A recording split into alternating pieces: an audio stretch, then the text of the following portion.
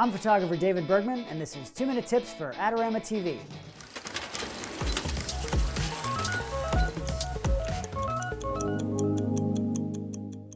Most new cameras or lenses come with some type of image stabilization built in.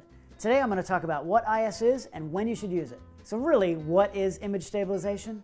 Well, without getting too technical, there's some hardware built into the newest cameras and lenses that detects camera shake caused by you not being able to hold the camera still enough during a longer exposure. In theory, this allows you to shoot at slower shutter speeds and helps prevent blurry photos. So the old rule of thumb was that you could hand hold your camera still without any shake as long as your shutter speed was faster than 1 over the focal length of your lens. So for example, if you're using a 400mm lens, you want to shoot at least 1/400th of a second. With today's modern digital cameras, since they have super high resolution sensors, it's better to double that number to be safe. So with that 400mm lens, you should shoot at least 1/800th of a second.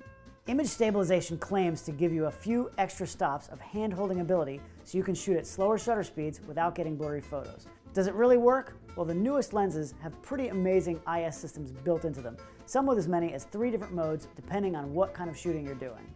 Some of those modes work best while both you and your subject are not moving, while other modes are made for panning images where you want to shoot a slow shutter speed and have your subject in focus but the background blurry.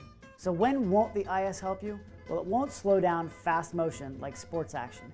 It only corrects for the shake from your hands or your body, so when you're trying to freeze action, you still need to use a fast shutter speed. So when would you ever turn the IS off? In most cases, you can leave it on without any problem. If you're shooting at a fast shutter speed, you won't notice any difference in your pictures. However, if you're on a tripod and shooting with a slow shutter speed, especially with the older IS lenses, the motion of the mechanism might actually cause some blur in your photos.